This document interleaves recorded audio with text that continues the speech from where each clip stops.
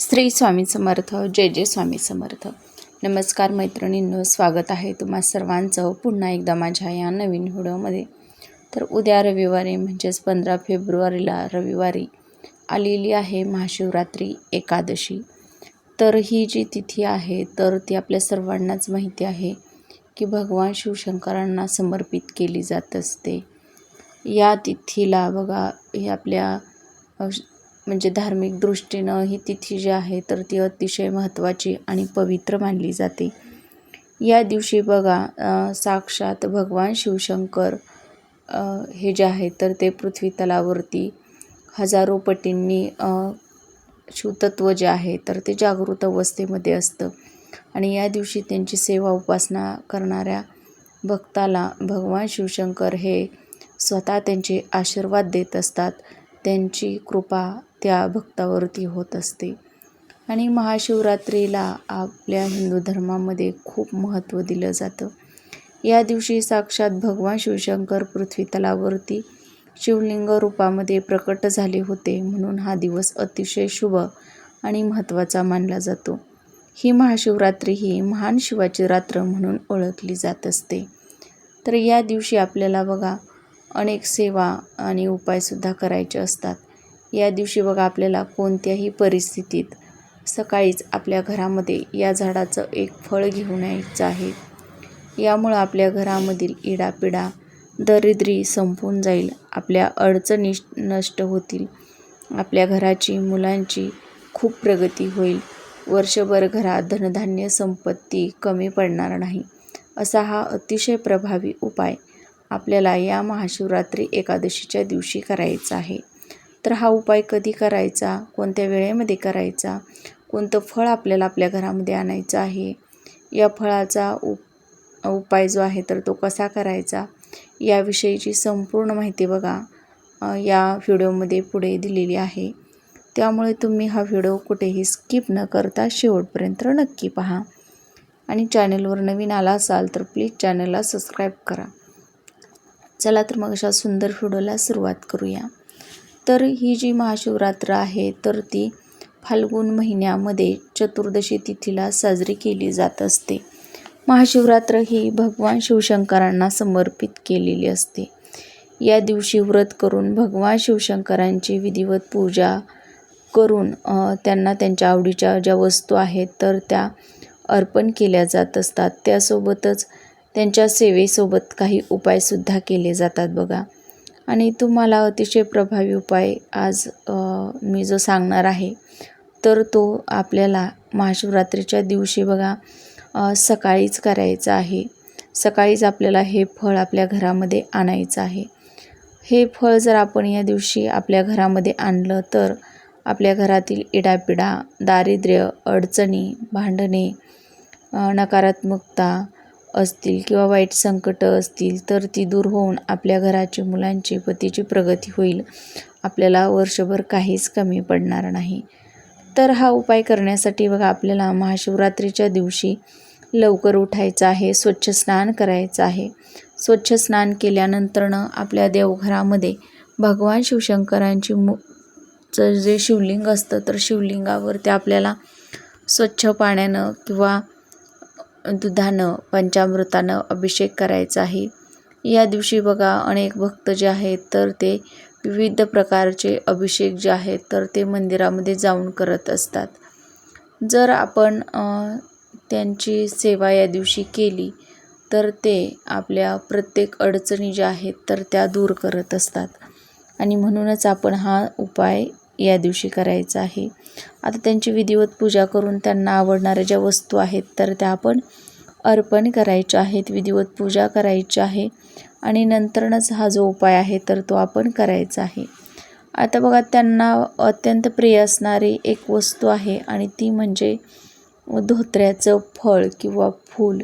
आपण धतुरा याला असं सुद्धा म्हणतो.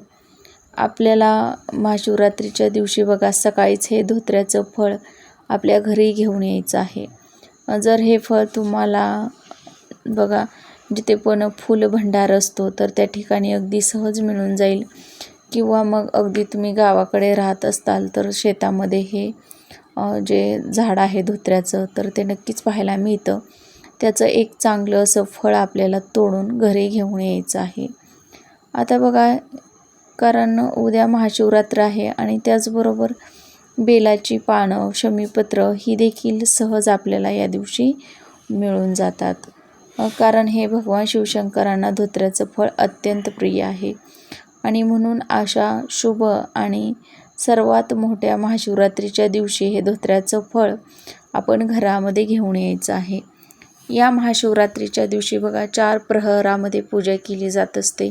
तर त्या 4ही प्रहरामध्ये तुम्ही पहिल्या किंवा दुसऱ्या प्रहरीसुद्धा हा उपाय करू शकता. आता हे फळ घरी आणल्यानंतर बघा, आपल्याकडे जर गंगाजल असेल तर गंगाजलानं स्वच्छ धुवून घ्या किंवा मग अगदी स्वच्छ पाण्यानं धुतलं तरीही चालेल, काहीच हरकत नाही जर तुमच्याकडे गंगाजल नसेल तर. आता धुवून घेतल्यानंतर आपल्याला ते स्वच्छ कापडानं पुसून घ्यायचं आहे. आता बघा, कापडानं स्वच्छ पुसून घ्या, कारण की या फळाला काटे असतात तर ते काटे आपल्या हाताला लागू शकतात. त्यामुळे अगदी काळजीपूर्वक तुम्हाला हे स्वच्छ करून घ्यायचं आहे. त्यानंतर एक स्वच्छ प्लेट घ्यायची आहे. त्यामध्ये 1 चमचाभर हळद, थोडंसं गंगाजल हे मिक्स करायचं आहे. आता बघा, स्वयंपाकघरातील हळद तुम्हाला अजिबात वापरायची नाही. तर तुम्हाला काय करायचं आहे, एक हळकुंड घ्यायचं आहे आणि हे हळकुंड जे आहे तर ते उघळवून घ्यायचं आहे. याची तुम्हाला पावडर बनवून घ्यायची आहे. म्हणजेच हळकुंडाची हळद तयार करायची आहे आणि त्यामध्ये थोडंसं गंगाजल टाकून याची पेस्ट बनवायची आहे. त्यामध्ये तुम्ही थोडासा भस्म जरी टाकला तरीही चालेल. आता हे धोत्र्याचं फळ हळदीच्या पेस्टनं आणि धोत्र्याचं जे भस्म आहे तर ते या फळाला लावून हे फळ आपल्याला पिवळं करून घ्यायचं आहे. आता हा उपाय करण्या अगोदर बघा, देवघरामध्ये तुमचा दिवा प्रज्वलित असणं महत्त्वाचं आहे. धूप अगरबत्ती लावलेली असणं महत्त्वाचं आहे. यामुळं आपल्या घरातील वातावरण जे आहे तर ते सकारात्मक होत असतं आणि अशा सकारात्मक वातावरणामध्ये जर आपण कोणते उपाय केले किंवा सेवा केल्या तर ते 100% आपल्याला त्याचं फळ देत असतात. आता हे सर्व करत असताना आपला दिवा हा प्रज्वलित असणं खूप महत्त्वाचं आहे. आता शिवलिंगाची जे आपण पूजा आहे तर ती पूजा करून घेतलेली आहे. बेलपत्र, धोत्र्याचं फूल, शमीपत्र, पांढऱ्या रंगाची फुलं ही अर्पण करून घेतलेली आहेत. पूजा आपली झालेली असणार आहे. आता हे धोत्र्याचं फळ जे पिवळं केलेलं आहे तर ते त्या प्लेटमध्ये ठेवून आपल्याला शिवलिंगासमोर ठेवायचं आहे आणि नंतरनं शिवलिंगासमोर धूप, दीप, अगरबत्ती वाळून घ्यायची आहे आणि देवघरासमोर आसन घेऊन आपल्याला बसायचं आहे. विना आसनाचं कोणतीही सेवा किंवा पूजापाठ हे केले जात नाहीत. त्याचं फळ जे आहे तर ते संपूर्ण फळ धरती मातेला समर्पित होत असतं. त्यामुळे आवर्जून आपण आसन घेऊन बसायचं आहे.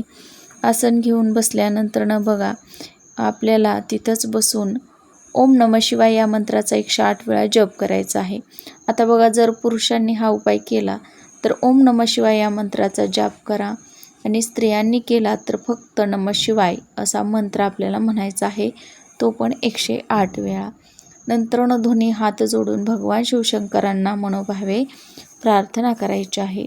जर तुमच्या घरामध्ये इडापिडा असेल, सतत दारिद्र्य येत असेल, कोणत्याच कामामध्ये यश मिळत नसेल, छोट्या मोठ्या कारणावरून घरामध्ये भांडणे होत असतील, वादविवाद होत असतील, घरात एखादी व्यक्ती सतत आजारी पडत असेल, नवरा बायकोचं अजिबात पटत नसेल, आजारपण आपली पाठ सोडत नसेल, तर या सर्व अडचणी दूर करण्यासाठी, आपल्या मुलांच्या प्रगतीसाठी काही इच्छा असतील त्या पूर्ण करण्यासाठी, आपल्या घरामध्ये लक्ष्मी स्थिर राहत नसेल, आपल्या मुलांची प्रगती होत नसेल तर ती प्रगती होण्यासाठी आपल्याला प्रार्थना करायची आहे. तशी आपली इच्छा आपल्याला व्यक्त करायची आहे आणि हे फळ जे आहे तर ते संपूर्ण दिवसभर आपल्याला देवघरामध्ये तसंच ठेवायचं आहे. यानंतर बघा, संध्याकाळच्या वेळी म्हणजेच प्रदोष काळामध्ये ते फळ उचलून आपल्याला घ्यायचं आहे. प्रदोष काळ म्हणजे बघा, सूर्यास्त होण्या अगोदरचा 1 तास आणि सूर्यास्तानंतरचा 1 तास हा प्रदोष काळ मानला जातो. तर या वेळेमध्येच आपल्याला हे फळ उचलायचं आहे, पिवळ्या, लाल किंवा पांढऱ्या रंगाच्या कपड्यामध्ये नवीन कापड असायला हवं. त्याच्यामध्ये हे फळ बांधून त्याची पोटली तयार करायची आहे. आणि तुमचा घराचा जो पण मुख्य दरवाजा आहे तर त्या मुख्य दरवाजावरती बाहेरील बाजूने किंवा आतील बाजूने आपल्याला बांधून घ्यायचा आहे.